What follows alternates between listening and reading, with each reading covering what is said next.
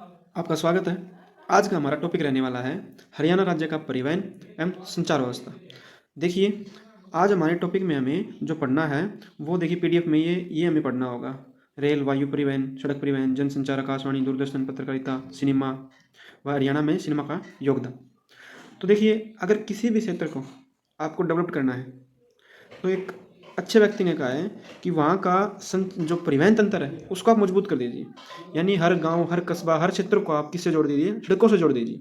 आपने भी देखा होगा कि हमारे आसपास के गांव में जो खेत होते हैं वो इसी प्रकार बंजर या किसी के ऊपर खेती होती है, किसी के ऊपर नहीं होती है, ऐसे ही पड़े रहते हैं।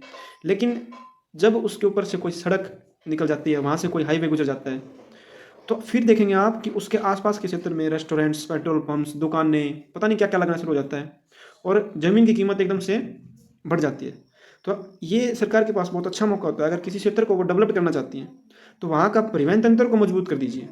अगर वहाँ का परिवहन तंत्र मजबूत हो गया तो बाकी सब डेवलपमेंट अपना आप आ जाएगा। सरकार को करना क्या है? सरकार को इतना ही करना है कि केवल सड़क इंफ्रास्ट्रक्चर को तैयार कर दे। सड़क इंफ्रास्ट्रक्चर को बस ध्यान रहे कि स्पेस टेक्नोलॉजी से न बनाए।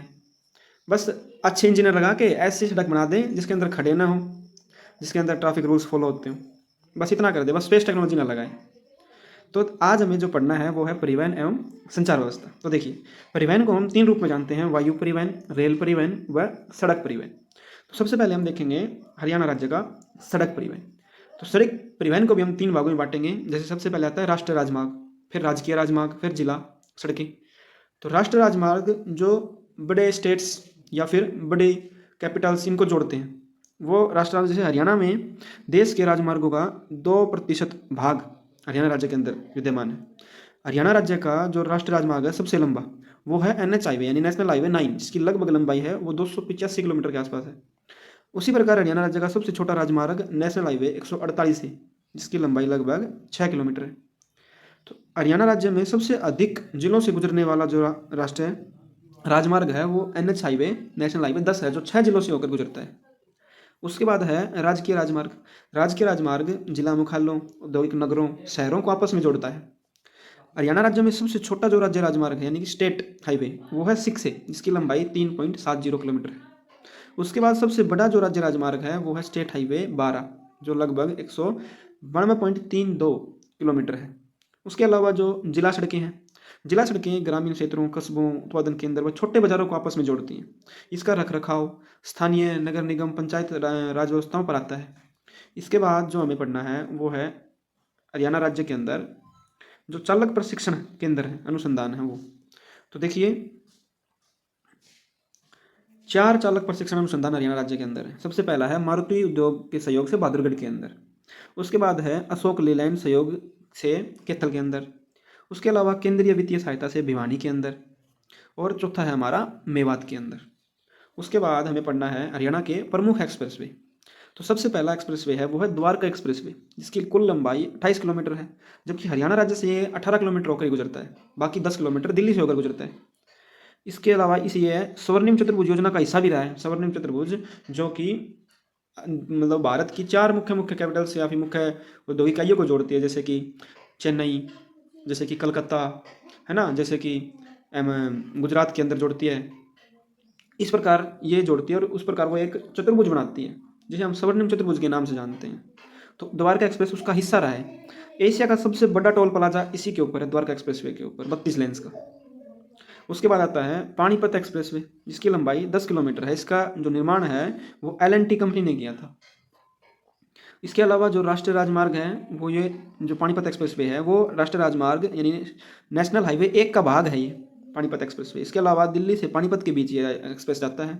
उसके बाद हमें पढ़ना है KMP कुंडली, मानेसर व पलवल। तो मानेसर गुरुग्राम के अंदर है, कुंडली सोनीपत के अंदर है। तो इसकी लंबाई 135.6 किलोमीटर है। यह 5 जिलों से होकर गुजरता है: सोनीपत, झज्जर, गुरुग्राम, मेवात व पलवल। उसके अलावा जो कुंडली मानेसर पलवल यानी KMP एक्सप्रेसवे है उसको हम पश्चिमी परिधीय एक्सप्रेसवे के नाम से भी जानते हैं। उसके बाद है KGP कुंडली गाजियाबाद पलवल एक्सप्रेसवे, जिसकी लंबाई 135 किलोमीटर है।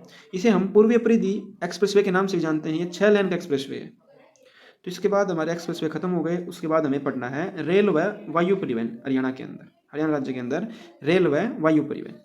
तो देखिए, सबसे पहले रेलवे परिवहन। हरियाणा राज्य के अंदर 1873 में प्रथम बार हरियाणा में दिल्ली से रेवाड़ी तक रेल चली थी। हम जानते हैं कि भारत में जो रेल व्यवस्था है उसको लाने का श्रेय किसको जाता है? लॉर्ड डलहौजी को जाता है। देखिए, अंग्रेज कहते ये हैं कि हमने भारत पर दया कर दी, भारत पर बहुत एहसान किया, हमने भारत को डाक व्यवस्था दी, रेल व्यवस्था दी, लेकिन क्या उनका इंटेंट, उनकी नीयत थी रेल व्यवस्था देने की? उनको देना पड़ा, क्योंकि 1857 की क्रांति के बाद अंग्रेजों में ये भय हो गया था कि यहाँ के लोग तो मतलब उनके खिलाफ विद्रोह करने लगे। तो उसके चलते जल्दी से जल्दी उन्हें विद्रोह को रोकने के लिए, दबाने के लिए उन्हें सैनिकों की जरूरत थी। तो सैनिकों को पहुंचाने के लिए विद्रोह स्थल तक किसी न किसी परिवहन की आवश्यकता होती थी।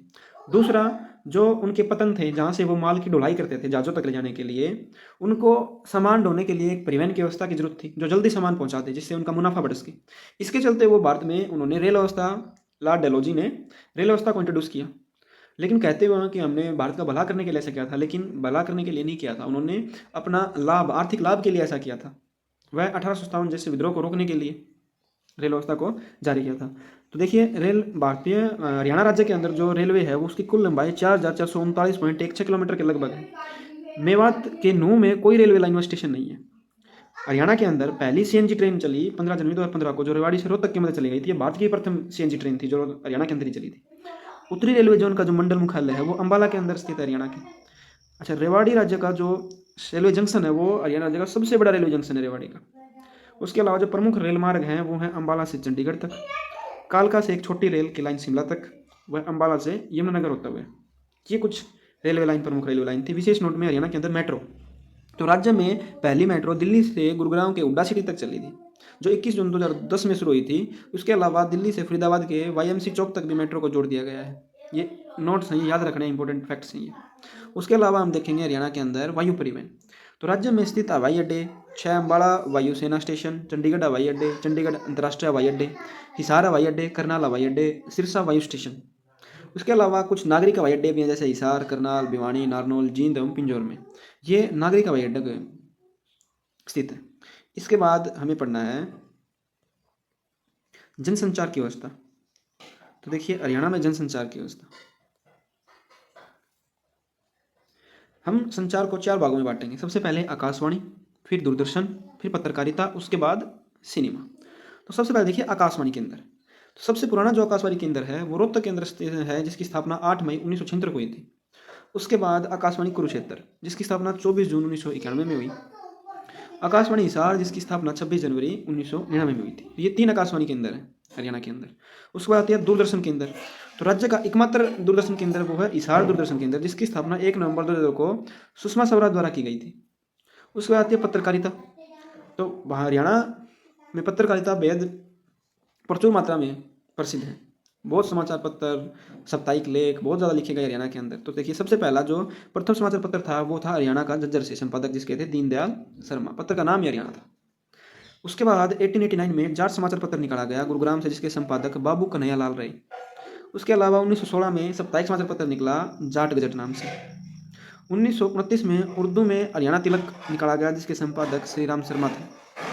1930 में संदेश समाचार पत्र, जिसके संपादक पंडित नेकीराम शर्मा रहे। 1928 में ज्योतिष नाम का समाचार पत्र निकला रेवाड़ी से, जो पंडित प्रहलाद शर्मा ने निकाला था। 1936 में ग्राम सेवक, 1941 में सेवक, हिसार से दोनों के दोनों लाला हरदेव द्वारा निकाले गए थे। और 1943 में कुरुक्षेत्र से धर्म क्षेत्र निकला। अंबाला से विश्वव्यापी सनातन धर्म, सफेदों से कायाकल्प पत्र निकलते गए। इसके बाद हमें पढ़ना है, इसके अलावा कुछ और प्रमुख समाचार पत्र हैं जो हमें ध्यान में रखने हैं। जैसे 1948 में ज्ञानोदय हिसार से ब्रह्मानंद द्वारा निकाला गया। उसके अलावा 1950 में रंगीला मुसाफिर हिसार से प्यारेलाल द्वारा व सेठ महेश चंद्र का हरियाणा संदेश निकला। 1958 में हरियाणा केसरी भिवानी से के बी दत्त संपादक व बनारसी दास गुप्त संचालक थे। 1985 में हरियाणा का पहला हिंदी समाचार पत्र, जो कि जैन प्रकाश नाम से निकला, जियालाल जैन ने निकाला था। बालमुकुंद गुप्त का कोहिनूर पत्र। इसके बाद हमें पढ़ना है हरियाणा का सिनेमा में योगदान। तो देखिए, पहली हरियाणवी जो फिल्म थी वो धरती 1969 में रिलीज हुई थी हरियाणा सिनेमा में। था हरियाणा सिनेमा की पहली फिल्म जो सिनेमाओं में जो प्रसिद्ध रही, हरफुल सिंह जाट जुलानी 1970 में। इसके बाद प्रथम हरियाणवी सफल फिल्म बहुरानी 1983 में। वह सर्वाधिक हरियाणवी सफल फिल्म रही चंद्रावल 1984 में। हरियाणवी फिल्म लाडो को 47वें राष्ट्रीय फिल्म पुरस्कार विजेता रही, जो कि 2002 में थी। इसके निर्माता थे कुमुद चौधरी, निर्देशन थे अश्विनी चौधरी। अश्विनी चौधरी बहुत फिल्मों के निर्देशक रहे हैं। हरियाणवी बड़ी फिल्म पगड़ी द ओनर को 62वें राष्ट्रीय फिल्म पुरस्कारों से सर्वश्रेष्ठ पुरस्कार मिला। वह सर्वाधिक हरियाणवी फिल्मों के निर्देशक रहे हैं जयंत प्रभाकर। सर्वाधिक हरियाणवी फिल्मों के निर्माता देवी शंकर प्रभाकर रहे हैं। उसी के अलावा सुपरहिट हरियाणवी फिल्मों के जो अभिनेता रहे हैं जगत जाखड़ रहे हैं। इसी के साथ हमारा हरियाणा राज्य का परिवहन व संचार व्यवस्था समाप्त हो जाती है। अगर आपको इसकी पीडीएफ चाहिए तो डिस्क्रिप्शन में हम इसका लिंक डाल देंगे, वहाँ से आप फ्री ऑफ कॉस्ट हमारे टेलीग्राम चैनल से इसकी पीडीएफ को डाउनलोड कर सकते हैं। इसी प्रकार हम और अदर टॉपिक्स को इसी अच्छे कंटेंट व पीडीएफ के द्वारा आपके पास लाते रहेंगे, जिससे आप कम से कम पेजों में ज़्यादा से ज़्यादा रिवीजन करते रहें। हमारी सीरीज का नाम भी यही है कि कम से कम पेज ज़्यादा से ज़्यादा रिवीजन। तो धन्यवाद, देखते रहिए, तैयारी करते रहिए।